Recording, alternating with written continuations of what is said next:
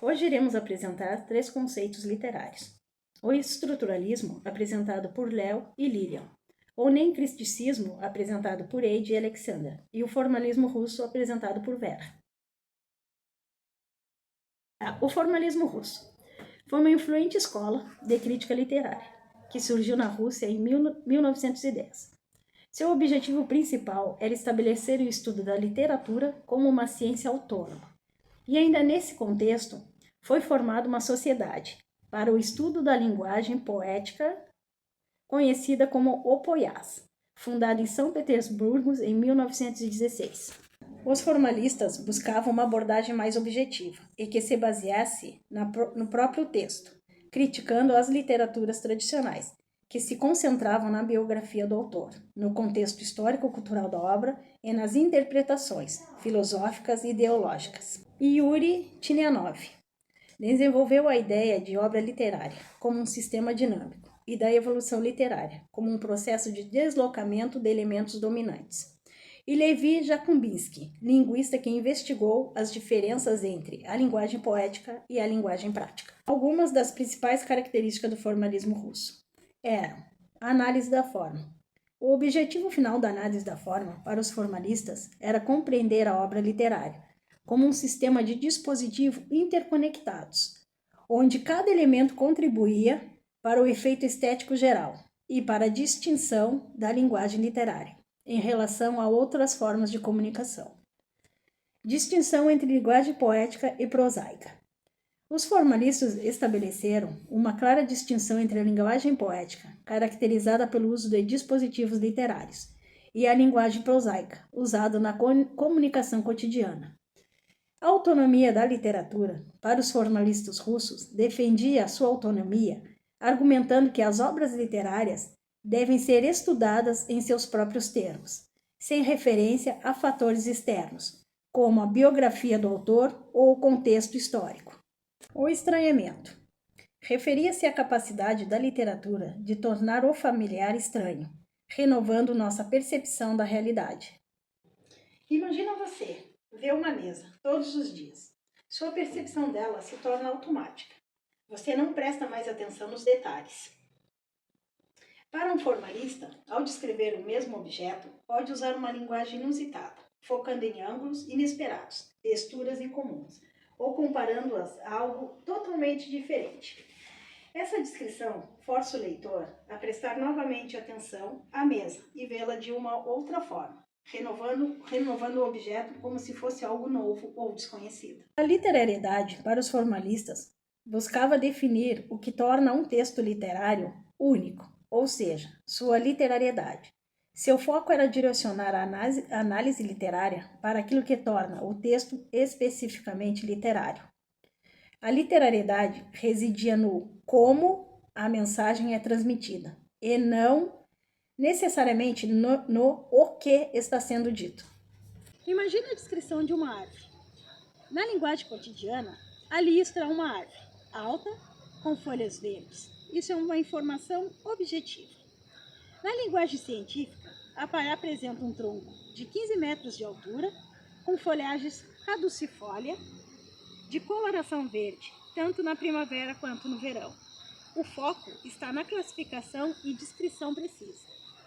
Na linguagem literária, com foco na literariedade, um gigante esguio de braços medosos, retorcidos em súplicas ao céu. Vestia uma mortalha verde esmeralda, que tremulava ao menor sussurro do vento. Aqui o foco está no uso de metáforas. Gigante, esguio, braços medosos. Na personificação, em súplica, em imagens sensoriais, mortalha, verde esmeralda, sussurro do vento. Para criar uma experiência, para tornar a linguagem da árvore mais vivida, incomum e digna de atenção. São esses recursos, as figuras, as linguagens, a sonoridade, o ritmo, a síntese particular que constituem a literariedade para os formalistas. Boa noite. Hoje vamos apresentar um trabalho do neocriticismo.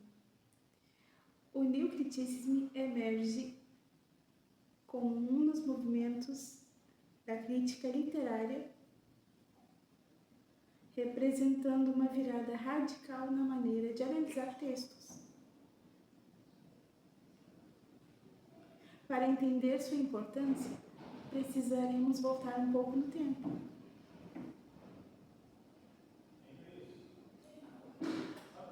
E como ele surgiu? Como uma ponte entre o formalismo russo e o estruturalismo, mantendo o foco na análise intrínseca do texto, mas com uma abordagem mais acessível e aplicável do que a dos formalistas. Enquanto figuras como Jacob Szykiewiczki investigavam a literariedade e o efeito do estranhamento na linguagem poética com um rigor quase científico, o neocriticismo absorveu essa preocupação com a forma e a transformou em um método prático, no qual paradoxos, ironias e ambiguidades dentro do texto se tornaram os elementos centrais da análise. Essa mudança não foi apenas teórica, mas também pedagógica, pois os neocriticistas queriam oferecer ferramentas concretas para estudantes e professores, algo que os formalistas russos, com sua linguagem mais técnica, nem sempre conseguiam. O neocriticismo surgiu nos Estados Unidos nos anos de 1930 a 1940, como reação às abordagens tradicionais que vinculavam literatura a fatores externos, como biografia ou contexto. Defendia a autonomia do texto, rejeitando a falácia intencional, buscar a intenção do autor, e a falácia afetiva, reduzir o significado às emoções do leitor. O movimento focava no texto em si, na organização e intenção das palavras, como fonte do significado literário. O neocriticismo ocupou um lugar intermediário na evolução da teoria literária. Herdou do formalismo russo o foco na linguagem, o ampliando em um método prático de análise textual. Mais tarde, o estruturalismo ampliou essa perspectiva, relacionando textos e sistemas culturais mais amplos. Essa trajetória mostra uma expansão progressiva da linguagem para o texto autônomo e depois para as estruturas culturais, sem abandonar a análise rigorosa da linguagem. Os principais teóricos do neocriticismo incluem T.S. Eliot, que nos anos 1920 defendia a impessoalidade da poesia, e a Richard, que nos anos 1930 provou, com experimentos de leitura anônima, que o significado está no texto, e John Crowell Hansel, que em 1941 cunhou o termo neocriticismo. A contribuição do neocriticismo é dupla. Ensinou a ler com rigor, revelando camadas de significado, mas também mostrou que nenhum método é autossuficiente. Embora hoje se priorizem abordagens mais amplas, o neocriticismo permanece relevante ao lembrar que a palavra escrita, mesmo inserida em contextos, guarda uma complexidade que exige análise atenta. Boa noite, eu sou a Lilian. Eu sou o Léo, a gente é do seminário de estruturalismo. O estruturalismo do Saussure é uma abordagem teórica que revolucionou a linguística e a ciência humana no século XX. Saussure, linguista suíço, propôs uma nova forma de entender a linguagem e a realidade social, enfatizando a importância das estruturas subjacentes que organizam a linguagem e a sociedade. Quando falamos de princípios de estruturalismo de Saussure, podemos entender que a linguagem como sistema Saussure considerou a linguagem como um sistema de signos que se relacionam entre si, em vez de uma coleção de palavras isoladas. Temos o signo linguístico. Ele propôs que o signo linguístico é composto por dois elementos: o significante, a palavra, o som, e o significado, conceito ou ideia. E as relações paradigmáticas e sintagmáticas, Saussure identificou dois tipos de relações entre os signos linguísticos: as relações paradigmáticas entre signos que podem ocupar o mesmo lugar em uma frase, e as relações sintagmáticas entre signos que se combinam para formar uma frase. Saussure propôs que a linguística deveria se concentrar uma análise de linguagem como um sistema, em vez de se preocupar com a história ou a evolução da linguagem. Ele buscou identificar as estruturas subjacentes que organizam a linguagem e a sociedade, em vez de se concentrar em eventos ou fenômenos isolados. Saussure procurou identificar as estruturas universais que existem em todas as línguas, independente de suas características específicas. A influência do estruturalismo de Saussure teve na linguística. O estruturalismo de Saussure revolucionou a linguística, permitindo que os linguistas entendessem a linguagem como um sistema complexo e organizado. A antropologia é a abordagem estruturalista de Saussure para estudar as estruturas sociais e culturais de diferentes sociedades. E a sociologia, o estruturalismo de Saussure também foi usado na sociologia para entender as estruturas sociais e as relações de poder que existem nas sociedades. Em resumo, o estruturalismo de Ferdinand de Saussure é uma abordagem teórica que revolucionou a linguística e as ciências humanas. Sua proposta de entender a linguagem como um sistema de signos que se relacionam entre si teve um impacto significativo na forma como entendemos a linguagem e a realidade social. E outro estudioso também é Lévi-Strauss. Claude Lévi-Strauss foi um antropólogo francês que é considerado um dos principais expoentes do estruturalismo. Ele nasceu em 1908 e morreu em 2009. Lévi-Strauss é conhecido por suas contribuições para a antropologia, especialmente em relação ao estudo das culturas indígenas e ao desenvolvimento da teoria estruturalista.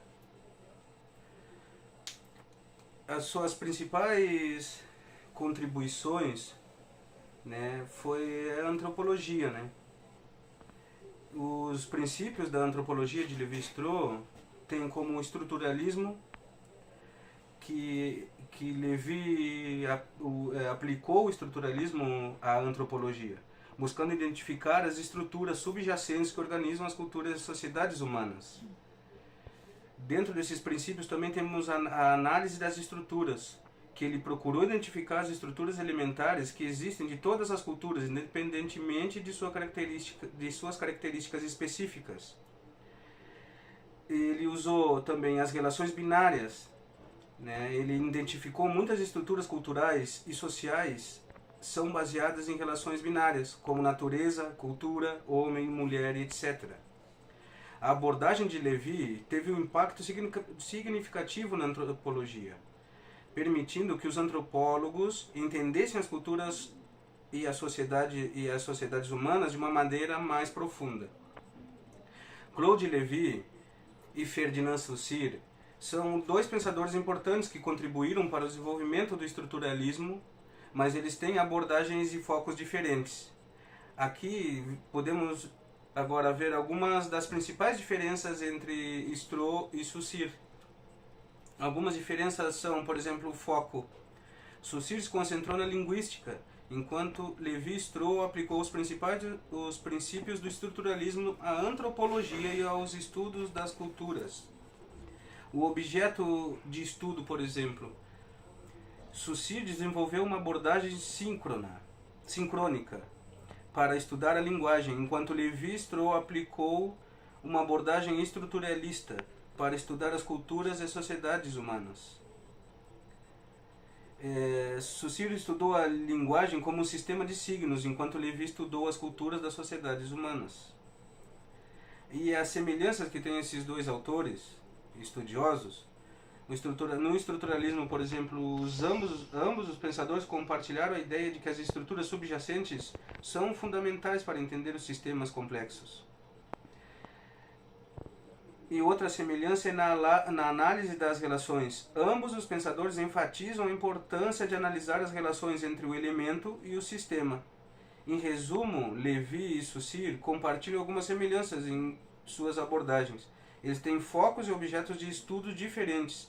Lévi-Strauss aplicou os princípios do estruturalismo à antropologia e ao estudo das culturas, enquanto Saussure se concentrou na linguística. E agora, em segundo momento, a gente vai mostrar alguns dos exemplos, né? Na escrita, por exemplo,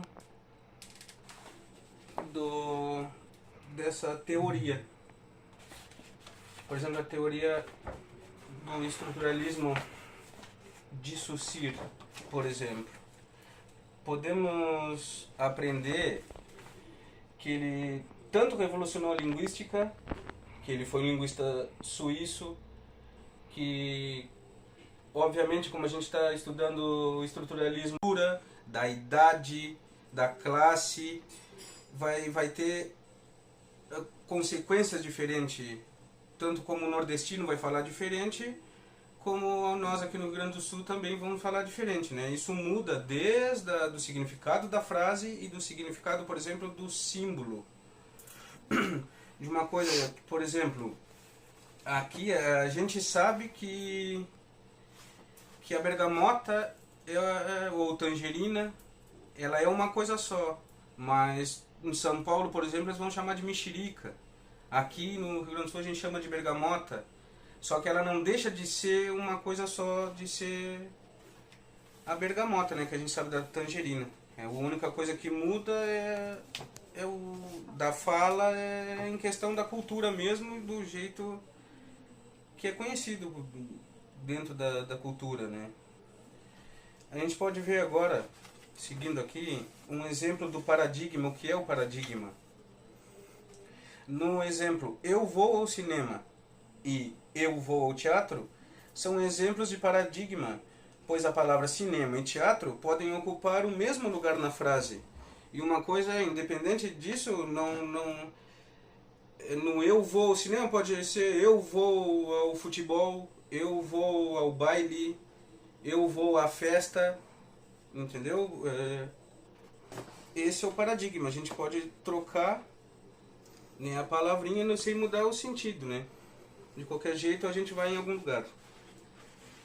O significante. A palavra cachorro em si, ou seja, a sequência de sons e letras formam uma palavra.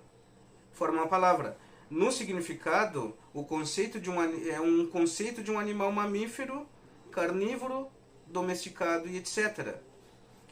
Por exemplo, se a gente dá um exemplo do significante como uma imagem, a imagem em si, ou seja, a representação visual, no significado, o conceito ou a ideia que a imagem representa, o significante é a forma ou representação do signo, enquanto o significado é o conceito ou ideia que ele representa.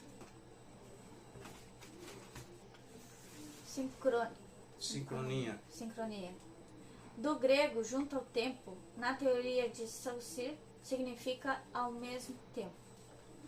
Diacronia, do grego, quer dizer através mais tempo. O que significa? Significa através do tempo. O estudo sincrônico através do tempo, que acontece ao mesmo tempo, por exemplo, na linguagem, mostra a linguagem como um sistema em funcionamento, para além das mudanças que a linguagem mesmo faz. A linguagem em funcionamento está além das mudanças que ela sofre.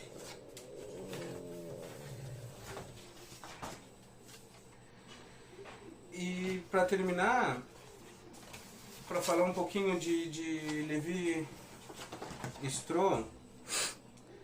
a gente pode falar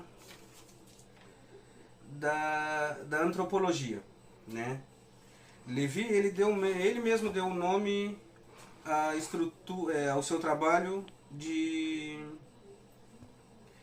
estrutura para seu trabalho, tendo como sua principal ideia o que é possível encontrar em todas as culturas, por mais diferentes que elas sejam. Existem alguns aspectos culturais e comuns que todas as culturas compartilham.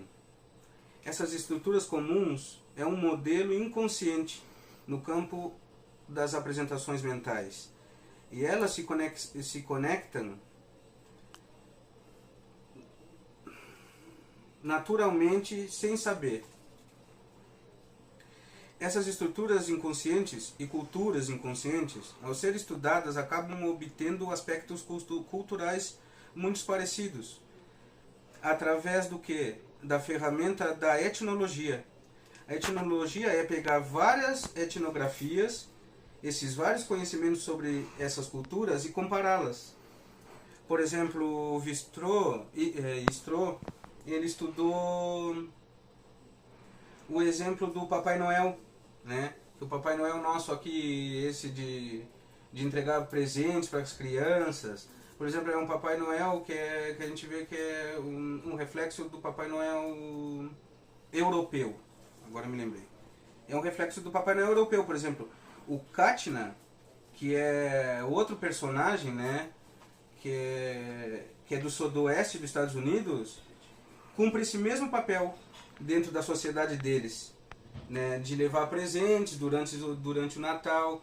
E o que a antropologia estuda, por exemplo? Ele não vai estudar o Papai Noel, esse que a gente conhece, que todo mundo conhece, está acostumado. Ele vai estudar a raiz do Papai Noel, dessa história. E é essa raiz, essa história, que no final das contas, inconscientemente, por mais que um povo, uma cultura tenha um personagem diferente, vai ter alguma coisa que vai fazer uma ligação entre todos esses Papai Noéis, por exemplo, das culturas.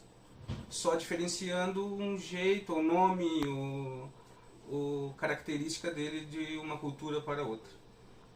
Assim terminamos com a frase de Saussure, que significa: sem linguagem, o pensamento é uma nebulosa, vaga e desconhecida. E o que a gente pode entender é que essa afirmação sugere que a linguagem desempenha um papel fundamental na formação e expressão do pensamento. Sem linguagem, o pensamento seria difícil de definir, articular e comunicar. Por exemplo, na linguagem de pensamento, a organização do pensamento, ela ajuda a organizar o pensamento, fornecendo uma estrutura para expressar ideias e conceitos. Na comunicação, a linguagem permite que as pessoas compartilhem seus pensamentos e ideias com outros, facilitando a comunicação e a compreensão. A linguagem ajuda a definir conceitos e ideias, tornando-os mais claros e precisos. As teorias e métodos continuam a ser relevantes para o estudo da literatura até hoje.